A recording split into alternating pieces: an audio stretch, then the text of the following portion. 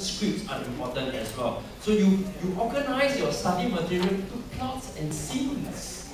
Act 1, Act 2, wow, you guys will do well for literature, Shakespeare. In music, with a fool of love, and you pretend to be Romeo lah. You get into the plot, you get into the play, and it becomes so rich, you see. And movement and gestures are important as well. Do you know, I'm also a kinesthetic learner. I got to stand and walk about at home. At home.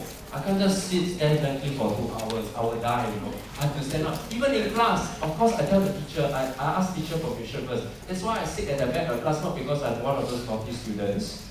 But because when I get up and walk about, I don't disrupt the class when she's teaching. Yeah? And because I can feel sleepy, so I move about, just walk a bit, walk back and forth, pace back and forth. This is the way I pray as well. At prayer meetings, I will go off and zone off. Even as a pastor, I ever slept before at the prayer meeting. Because they said, please sit and be still and silent. I cannot. I need to move about. I need to move my body to pray, then I'm really engaged. And so it is the same with studying. Okay, you need to move about. Yeah? And your emotions are important as well. Because kinesthetic people, it's not just hands and moving. It's heart. It's heart. You are the most emotional people. It doesn't mean you're emo. It's just, you know, your emotions are connected to the scripts, to the plots, and to your study as well. So you must know how to guard your heart as well. Huh? I won't have time to go through in detail, but this will be a general idea of how you can prepare yourself to study effectively and to study smart. I want to turn to the next page. This is by far one of the most important things because God gave us a mind. Page 11. Page 11. God gave us a mind and there is power in the mind. You know the verse that says that God has given us a sound mind, yeah, of self-control, of power. It's true. He's given us that, not a spirit of fear, but of sound mind. And our minds are powerful organs that really influence us. Again, in Proverbs it says, as a man thinks, so he becomes.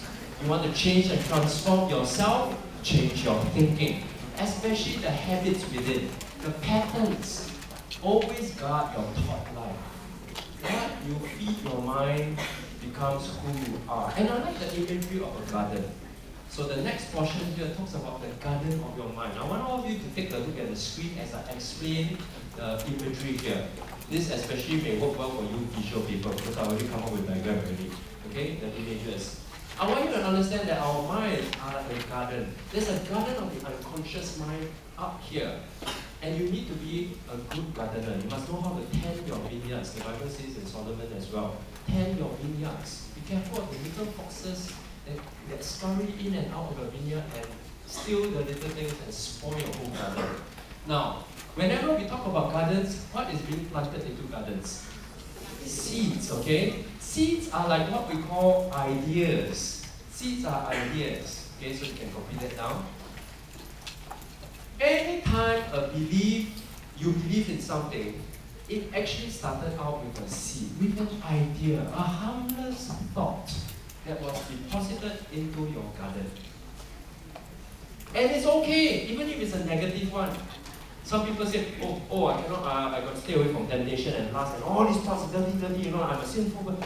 No, they are seeds and they can fly all over you. Your job is not to what you call that, your job is not to condemn yourself. Your job is to reject those seeds. Pluck it out, that's all. Pluck it out. It will have no root, but the danger comes when you allow it to fester and the roots start to come out. Now, the roots are what we call the references. The references. Let me explain. So before I move on, I'm going to show you how these seeds grow roots. Okay, if you're written down, look at me. Seeds are like ideas planted into the garden of your mind. The seed could be, I am a failure. No, you didn't say that to yourself. It could be from someone. Maybe teacher scold you. She was in a bad mood. And unkind remark just slip out. Why you keep failing this subject? It's so stupid. You're such a failure. Harmless maybe to another person, but a seed was deposited. Have you all watched the movie Inception? All of us are susceptible to deception or suggestion whenever we do not guard our mind. So a seed was deposited. It's harmless actually, but now as a seed, it must take root. So the seed has been planted, and if you don't do anything about this seed, it's going to start looking and searching for references to support this idea. I am a failure. Then you go home, mom scold you again. I told you to close the window, you never see now, the close back. She didn't say failure, but you already had a seed that bears witness to this action, which is a failure. So one root comes out, and then you go to school the next day, or maybe that night, a call came from your friend, your project team. I told you to do, you forgot, right? You see, now we all have to delay one more day. How come like that? Another root comes out, and then another root, and you're searching for more references. And if you don't deal with it, it now becomes a solid rooted seed. Now a seed don't remain a seed, whatever. What's going to happen? It's going to come out. And there will be shoots, there will be fruits. These are the results. These are the results. It's the visible part. Anything below the surface of the garden of your mind is unseen. You don't even notice that. It's unconscious. You only see the visible fruits, and they are the results. So now what happens? Your seed and your roots form your belief system. It has become a belief that says that I am a failure.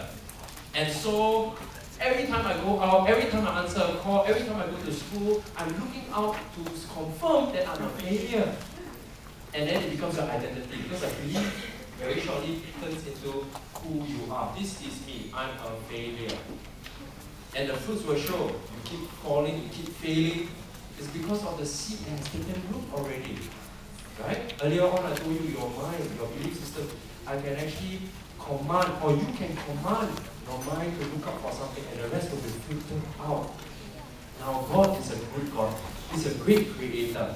That's why in Ecclesiastes he said, remember your creator in the days of the youth. He did not say remember your master, remember your Lord or the Son. He says creator. Why? Because as young people, you need to know how God formed you. You need to discover the way God created you. So remember your creator in the days of the youth as you go to what we call self-discovery, self-awareness. And God created us so unique. It's a special design.